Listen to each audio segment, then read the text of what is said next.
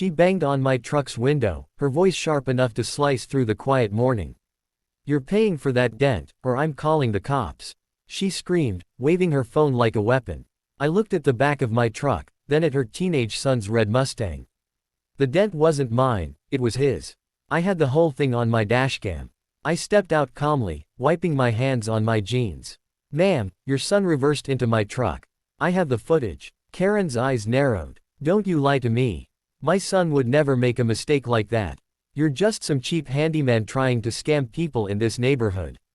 Her voice grew louder, neighbors began peeking from their windows. She wanted a scene, and she got one. Her son, a tall kid with a smug grin, crossed his arms. "Just pay up, man. It's your fault for parking too close." I almost laughed at the confidence. That same kid had been doing burnouts near my mailbox for weeks. I had told him twice to stop. Guess he didn't listen. Before I could respond, Karen snapped a photo of my license plate and started dialing. "I'm reporting you to the WA and the police. You'll be out of here by tomorrow." That made me raise an eyebrow. "Out of here?" I asked. "Karen, this is my property. You don't get to decide who stays or leaves." She smirked. "We'll see about that." A few minutes later, 2 patrol cars rolled up. Karen practically ran to them, waving her hands dramatically. "That man damaged my son's car and is refusing to pay. He's been harassing my family for weeks." I stood still, arms crossed, waiting for her to finish her performance. The younger cop, probably new on the job, turned to me. "Sir, can I see your ID?" "Sure," I said, unlocking my phone instead. "Actually, I think you'll want to see this first." I played the dashcam footage, clear as daylight. Her son's Mustang reversed, hit my parked truck, and Karen ran out after the noise. The older cop looked at her slowly. "Ma'am, your son backed into his truck." Karen blinked, frozen for a moment before stammering, That can't be," he said. Her son's face went pale. "Mom, maybe it looked like that because." The cop interrupted. "Looked like it. The footage is clear. You're lucky he's being polite about it." Karen's expression twisted from anger to panic. She glanced around as neighbors whispered from their porches. But then, instead of apologizing, she muttered, "This isn't over. I know people in the HOA. You'll regret embarrassing us." I smiled faintly, watching her drag her son back toward their house. "Ma'am," I called out softly, "you might want to tell your WA friends to double-check their paperwork, because I own this street's deed." She froze mid-step, her face draining of color. But I wasn't done, not even close. That night, I saw her porch lights flickering like warning signals. She stood outside, phone pressed to her ear, pacing in circles.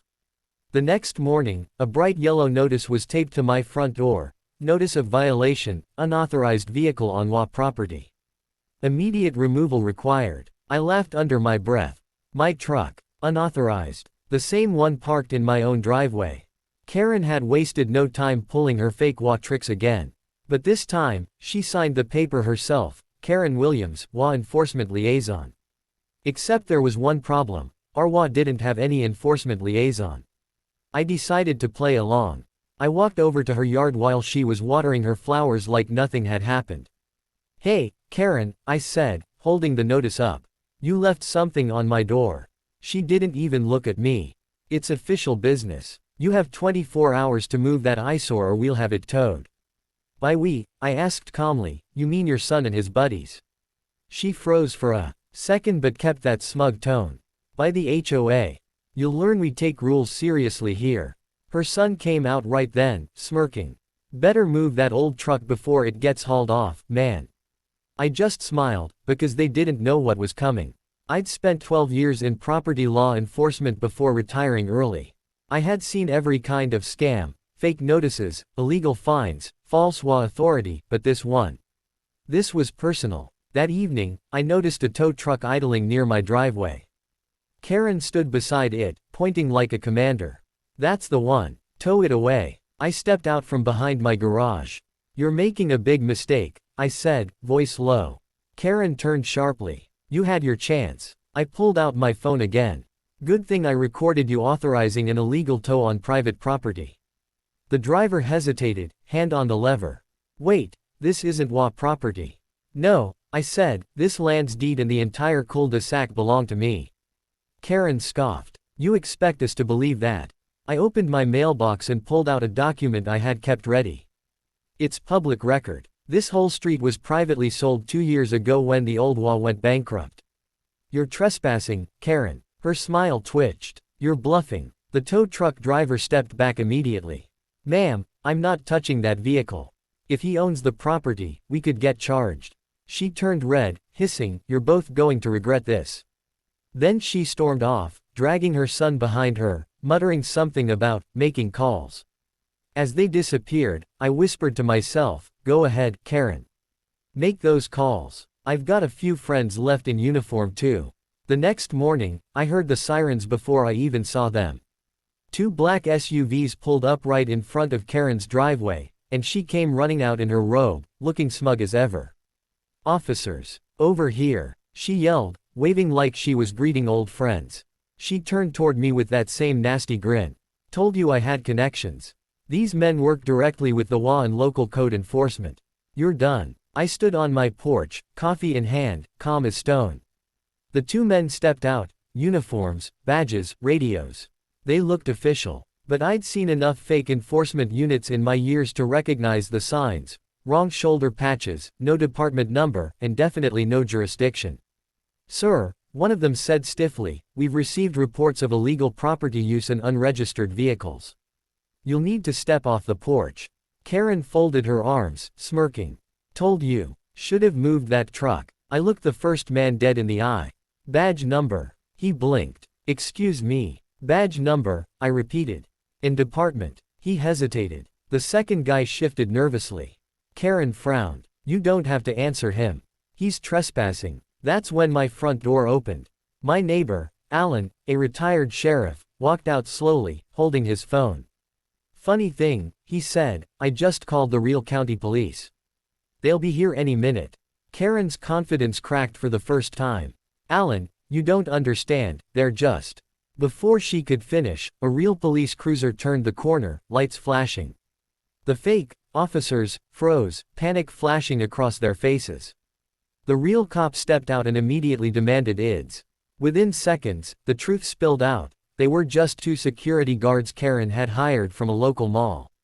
The cop turned to her. Ma'am, impersonating law enforcement is a serious offense. Karen's face went pale. I didn't tell them to pretend. Ma'am, he interrupted, we have your texts. You told them to act official and scare him off. That's enough. Her son, who had been filming from their porch, dropped his phone. Mom, what did you do? She tried to speak, but her voice broke. The officers read her rights right there in front of the neighbors. Everyone came out, phones recording, whispers spreading like wildfire. As they led her to the car, she looked back at me, eyes full of fury. You think you've won, she shouted. I just smiled. No, Karen, the law won. Her son stayed behind, head down, shaking. I walked over slowly, setting my coffee cup on my truck. You should know, I said quietly, this could have all gone away with a simple apology.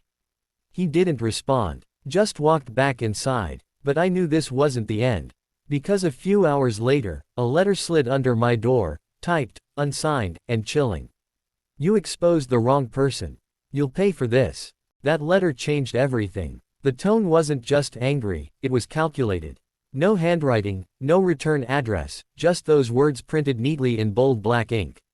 For the first time, I felt something colder than Karen's shouting, organization.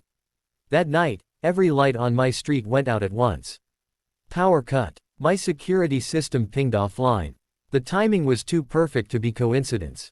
I grabbed my flashlight, slipped my phone into my pocket, and stepped outside quietly. Karen's house was dark. Her car was gone, but a silver SUV sat across the road, engine running, lights off. Someone was watching. I moved toward my gate, pretending to check the fuse box, when a deep voice came from the shadows. You should have minded your business. I froze for a second, letting my flashlight drift toward the sound. 2 men stood beside the SUV, same build, same kind of uniforms as the fake officers from before. Except these guys weren't pretending. Their stance, their silence, it was professional. Karen works for someone she shouldn't have messed with, the taller one said. You embarrassed her, and now you're a problem. I exhaled slowly. You boys ever heard of trespassing on federal property? They looked at each other, confused. Federal, one of them asked. I smiled faintly. Yeah, you're standing on land that's under a legal protection clause. Which means every word we're saying right now is being recorded by the county surveillance feed. That was a lie, but a good one. They hesitated just long enough for me to pull my phone and hit send on the message I'd drafted earlier, backup. Now, a minute later, headlights flooded the street. My neighbor Alan again, this time with 2 real deputies behind him. The men tried to back away, but the cops boxed them in immediately. Hands up, search, cuffs. Alan looked at me, shaking his head. You sure know how to stir up trouble, don't you? Wasn't me this time, I said, picking up the dropped letter from the ground. Karen's just a pawn. Someone's using her to push me off this land. One of the arrested men spoke up from the back of the car. You think you own this street? You don't even know what's under it.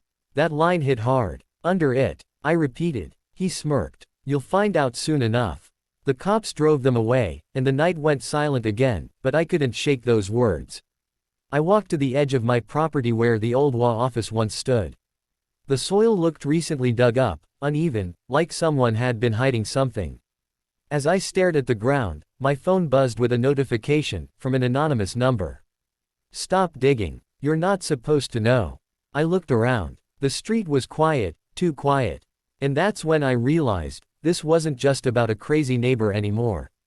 It was about what Karen's WA had been hiding for years, buried right beneath my land. I barely slept that night. Every creak, every whisper of wind outside my window made my chest tighten. By dawn, I'd had enough.